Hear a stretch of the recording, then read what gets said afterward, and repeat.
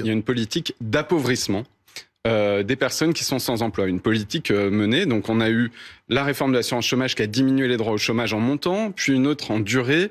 Il va bientôt être supprimé l'allocation de solidarité spécifique. Et en fait, la réalité, c'est que le gouvernement mène une politique qui s'oppose à la hausse des salaires par plein d'aspects. Et en même temps, il souhaite creuser l'écart entre les personnes hors de l'emploi et les personnes en emploi. Et donc, sa réponse à ça, c'est d'appauvrir les personnes qui ne sont pas en emploi. Comme il ne veut pas que les salaires augmentent, et que les salaires d'ailleurs n'augmentent pas, il veut creuser l'écart. Et pour ça, on a des politiques, un discours très dur, comme vous l'avez rappelé, en direction des personnes sans emploi, et une politique d'appauvrissement des personnes au chômage et au RSA. Pour quel gain, si je puis dire, si je puis parler ainsi, tout à fait honnête, à plus long terme.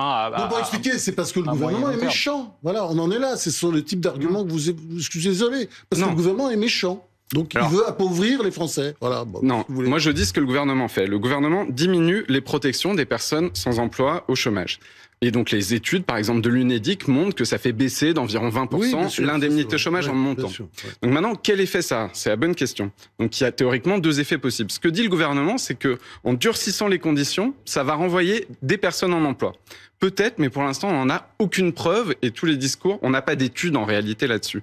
Par contre, ce qu'on sait, c'est que les personnes qui restent sans emploi, parce qu'elles ont des difficultés, parce qu'il y a d'autres raisons qui font qu'on n'est pas en emploi et qu'on ne peut pas aller travailler dans un restaurant à Marseille, il y a plein de raisons dans la vie. On peut avoir des problèmes de santé, de logement, on peut ne pas avoir la formation suffisante.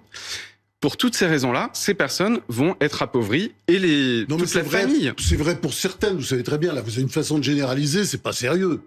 Ah non, ce que vous dites là, c'est pas sérieux. Si. Vous généralisez complètement. Mais Parce qu'il y a certainement des cas pour lesquels c'est vrai. Je pense que, d'ailleurs, c'est des sujets sur lesquels, je pense qu'il faut en parler avec prudence, effectivement. Parce qu'il y a des gens qui souffrent. Enfin, bon, on est d'accord là-dessus. Mais simplement, globalement, vous savez très bien, quand je dis ça, c'est pas de l'abus. C'est juste que c'est le b.a.-ba quand même en politique. Là, ces gens-là, ils cherchent de l'argent. L'assurance chômage, je suis désolé, il y a beaucoup de coulage.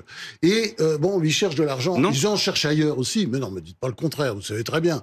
Là, vous êtes, c'est une posture politique, mais c'est pas... bien sûr, c'est une posture politique. Il y a un contrôle très étroit des chômeurs, mais bien sûr.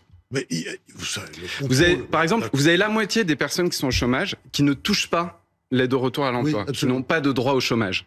Donc ces personnes-là, elles ont aucun revenu et elles retrouvent pas d'emploi pour autant.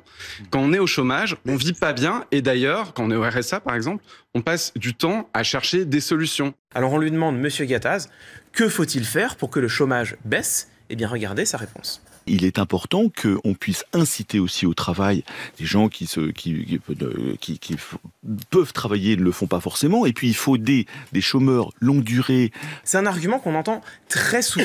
Et moi, c'est un argument dans lequel je voulais rentrer ce matin pour voir s'il est juste ou pas. Et il s'avère que depuis quelques mois, on peut commencer à le travailler parce qu'on a des chiffres. Alors, deux données. Première donnée, on a en France aujourd'hui 3 500 000 chômeurs. Pôle emploi a expliqué, c'est les chiffres de Pôle emploi officiels, début novembre, qu'il y aurait entre 300 et 400 000 offres d'emploi non pourvues. Ça veut dire que même si toutes les offres d'emploi sont non pourvues, il reste en France 3 millions de chômeurs. Donc le problème, ce n'est bien pas les chômeurs qui ne cherchent pas d'emploi. Le problème, c'est qu'il n'y a pas assez d'offres d'emploi. C'est un problème de création d'emploi. C'est pas le problème des chômeurs. Et puis deuxième étude, et c'est la première fois qu'on a des chiffres nationaux. Pôle emploi a fait une très vaste étude sur plusieurs centaines de milliers de demandeurs d'emploi pour savoir combien d'entre eux font des démarches effectives de retour à l'emploi et combien d'entre eux sont des fainéants.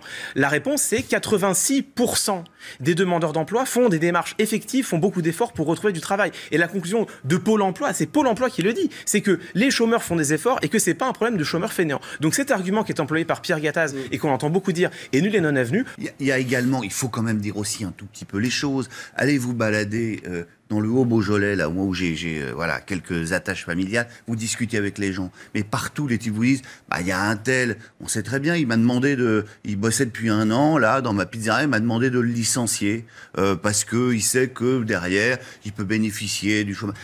Tout ça, ça existe aussi. Je veux vous dire, il y a un système en France qui aussi là, vous allez permet... Clément Viktorovitch, là, je le dis. Pas me fâcher, Pascal, mais peut-être provoquer un sourire désabusé, parce que vous voyez, c'est toujours comme ça que se passent les argumentations. C'est-à-dire que d'un côté de la table, il y a des chiffres, il y a des études, et c'est des chiffres qu'on peut pas... J'ai pas été chercher les chiffres d'un institut gauchiste, c'est Pôle emploi lui-même qui le dit. Et puis de l'autre côté, il y a, en province, on sait bien, mon coiffeur m'a dit, le mari de ma tante m'a expliqué que... Vous voyez bien que c'est pas du tout la même chose, que vous jetez des ondits en l'air, et que moi, j'ai des chiffres et des études. Votre problème, c'est que les choses sont blanches ou noires.